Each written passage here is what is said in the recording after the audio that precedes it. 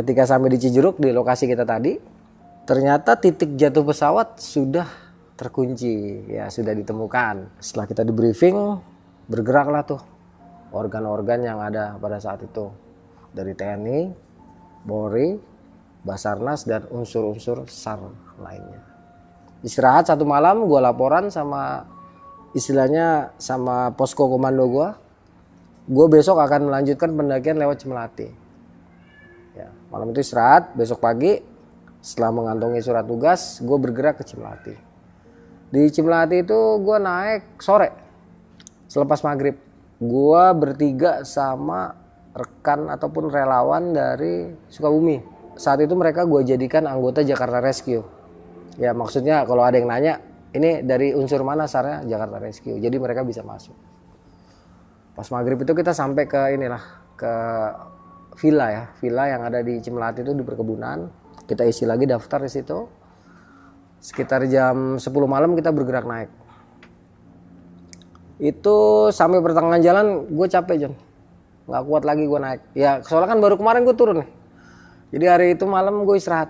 Besok pagi lanjutkan perjalanan bersama Dende dari Kedung Halang, Brimob. Wah rame dah tuh ya.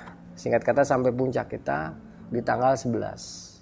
Tanggal 11 itu karena memang baru sampai puncak, gue cuma mengevaluasi keadaan aja sambil laporan ke bawah.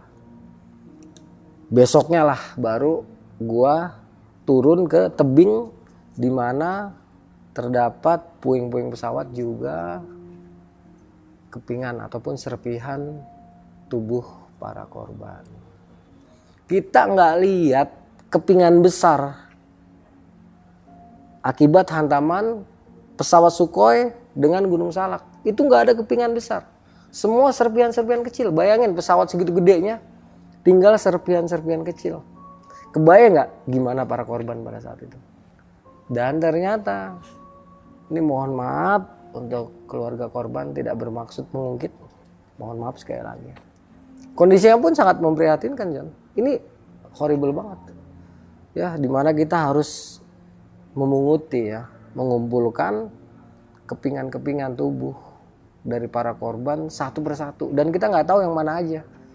Ini punyanya siapa kita nggak tahu. Pokoknya kita mohon maaf dapat potongan tangan kita ambil, dapat isi perut manusia ya kita ambil, potongan kaki, potongan badan. Selama gue bertugas, potongan badan terbesar dari korban itu hanya sebatas pinggang sampai ke leher. Itu tanpa lengan, tanpa kaki, hanya badan. Adalah selama 8 hari gue di puncak Gunung Salak. Itu gue cuma 4 kali John turun naik dari lokasi atau dari TKP ke puncak Salak. Itu cuma 4 kali. Dan kengerian yang gue alamin itu betul-betul jauh daripada gue ketemu hantu. Itu bener-bener horrible banget. Lu bisa bayangin ya, serpihan-serpihan tubuh yang berserakan di mana-mana. Ada yang nyangkut di pohonan, ada yang ya mental kemana-mana lah John. Itulah horrible banget. Itu lumayan lah gue 4 kali naik turun itu pemandangan yang sangat menyeramkan itu aja. Nah, sempatlah ada kejadian sedikit mistis, sedikit ya, bukan mistis full, di mana kalau nggak salah tuh hari keempat atau hari kelima.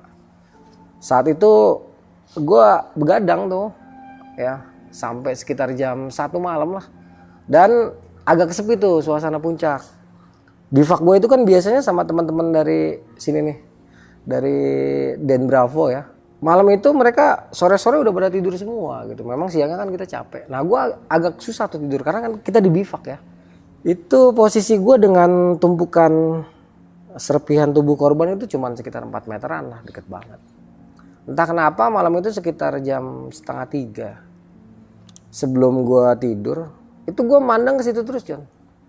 Memang sih seperti kayak ada apa ya, asap-asap atau apalah. Tapi bukan mata kasar gue yang lihat. Nah nggak lama itu kayaknya sih gue udah tertidur John ya. Kayaknya gue tertidur. Cuman dalam tidur gue itu posisi gue tuh kayak ngimpi. Itu menghadap percis ketika gue lagi melek, menghadapi tumpukan serpihan-serpihan tubuh korban. Nah di saat gue lagi kayak gitu, gue perhatikan ada 3 orang tuh nyamperin gue tuh John. 2 wanita, pakainya rapi ya, pakai span gitu, pakai pakaian kantor. Terus yang satu dia agak tinggi, ya rapih juga pakai dasi, itu nyamperin gue, terus mengucapkan hal yang waktu itu gue nggak begitu inget lah, cuman intinya kayaknya mereka mengucapkan terima kasih deh. Ya. Kejadian itu nggak terlalu lama tuh, pas gue melek gue kaget, ternyata posisi gue tidur sambil duduk gitulah bisa dikatakan, dan menghadap ke arah tumpukan serpihan tubuh korban tadi. Setelah gue baca doa, gue ngantuk tuh John, tidur, bangun pagi udah nggak mimpi lagi. Nah gue di situ sampai sekitar 3 hari lagi ya, kita menghadapi situasi dan kondisi pegunungan, juga turun naik mengumpulkan kepingan-kepingan tubuh korban. Selama di atas itu udah nggak ada kejadian aneh-aneh lagi John. Semuanya fine aja. Sampailah 8 hari, turunlah gue karena udah letih John.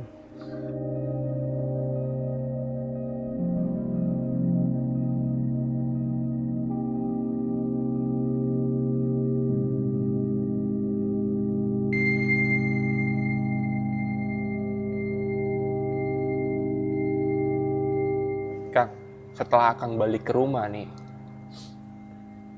masih ada nggak sih kejadian-kejadian yang mungkin sampai sekarang masih Akang inget nih? Setelah kejadian atau pasca kejadian, ya, pasca operasi ya, operasi SAR gue di Gunung Salak, kan gue pulang ke Jakarta. Itu kalau nggak salah jeda 2 hari atau 3 hari lah ya. Gue menganggap ya udahlah, udah nggak ada apa-apa gitu John, karena selama gue di atas pun gue nggak mengalami kejadian mistis yang gimana gitu ya. Hanya sebatas kayak mimpi itu tadi ya. Jadi ketika gue di rumah ya gue santai-santai aja tuh, udah nggak kepikiran lagi lah, karena memang kita nggak mau mikirin, nggak mau ngomongin gitu ya. Udahlah, memang kita mau nolong gitu. Kalau nggak salah itu hari ketiga gue habis sholat maghrib John. Sholat maghrib sempet sih emang hawanya agak aneh tuh kamar gue, seperti ada bau-bau yang apa ya, bukan bau yang nggak enak, nggak, bau-bau kayak parfum ya, parfum yang mewah kali ya. Setelah gue sholat tuh kok ada bau kayak gini ya. Pas gue lagi celingak-celinguk, ini bau datang dari mana? Tiba-tiba pintu kamar gue ada yang buka John. Kebuka gitu pintu kamar gue, tek. Terus ketutup lagi, tek. Nah yang terakhir agak kencang tuh, brak gitu kan. Plus angin. Nah itu bau harumnya luar biasa tuh John. Feeling gue nggak enak nih. Feeling gue langsung, hati kecil gue langsung mengatakan, ini kayaknya dari Gunung Salak gitu. Karena waktu itu gue nggak bisa ngelihat pakai mata telanjang, gue coba untuk merem. Mulai dari selawat, ayat suci, dan beberapa hal lain. Baru itu John, pas gue lagi merem kelihatan. Itu sosok yang sama. Ya, 2 orang wanita. Gimana sih nyeritainnya? Pokoknya pakai rok ya, itu roknya hitam. Gitu ya. Atasannya gue agak lupa lah, pokoknya pakaian rapi, sepatu. Ya sepatu hak, high heel atau apalah, pokoknya sepatu hak gitu ya cewek. Dan laki-lakinya jas, setelannya rapi. Itu semuanya penampilannya bagus John, nggak ada penampilan yang menyeramkan, nggak ada. Di sini sempet mereka tuh semacam mengucapkan sesuatu ya, tetapi lagi-lagi harus gue katakan tidak mama gitu, enggak. Tapi gue nggak paham tuh bahasanya apa gitu, gue belum sempat nangkep. Adalah mungkin sekitar 15 menit ketika gue buka mata gue, terus gue merem lagi, mereka udah nggak ada tuh. Dan bau wangi, juga hawa yang bikin merinding itu juga hilang John. Sempet lah gue merenung habis kejadian itu kan, apa yang mau disampaikannya gitu ya, apa ya, ada apa gitu kan. Tapi karena memang waktu itu gue orang yang gak banyak pikiran gitu ya, bodo amat lah, santai. Gue lanjutkan lah aktivitas gue John. Ya masuk Badal Isya, gue waktu itu belum langsung sholat Isya. Gue sholat Isyanya sekitar jam 11:30 malam. Ya baru tuh setelah gue aktivitas, sholatlah gue sholat Isya ya sekitar jam 11:30 malam. Nah ketika gue sholat, sama John, hawanya tiba-tiba seperti kayak maghrib tadi. Tiba-tiba hawanya tuh nggak enak, terus bau wangi yang sama. Ah ini gue merinding baru John. Merinding tuh, pala gue kayak bagol banget. Nggak enak, cuman gue coba fokuskan untuk tetap sholat. Assalamualaikum warahmatullahi wabarakatuh. Begitu gue nengok ke depan, ini kelihatan pakai mata kasar John. Jadi pada saat itu kelihatannya mereka ya seperti asap lah John. Bayangan gitu ya, bukan sesuatu yang padat, enggak. Itu di depan gue senyum John, senyum. Senyumnya tuh yang perempuannya manis gitu kan, dalam artian ramah, yang laki-laki senyumnya berwibawa. Sepersekian detik lah, ya mungkin sekitar 10 detik hilang tuh. Ketika mereka hilang, bau wanginya juga hilang, John. Terus hawa-hawa yang bikin merinding juga hilang. Gue agak kaget nih, yang tengah malam ini gue agak kaget. Begitu gue kayak orang sadar, gue keluar tuh. Gue coba cium-cium, baunya nggak ada sama sekali kan. Ah udahlah. Pikiran gue udah kali nih, udah nggak ada lagi gitu kan. Gue coba tidur, John. Ya, sampai mungkin sekitar jam 4 John gue bangun. Kurang lebih jam 4 ya. Gue bangun, gue duduk. Waktu itu gue aus, kalau nggak salah gue pengen bikin teh manis atau apa gitu. Di saat gue mulai masak air, hawanya kayak gitu lagi, John. Bau wanginya sama. Gue celingak, merinding kan. Sementara suara orang ngaji udah mulai kedengeran dari masjid. Dalam hati gue udah mau pagi masih ada aja nih. Jadi saat itu karena memang kondisinya udah nggak enak, gue coba wudhu deh. Gue wudhu dulu deh. Gue coba wudhu, terus gue siram.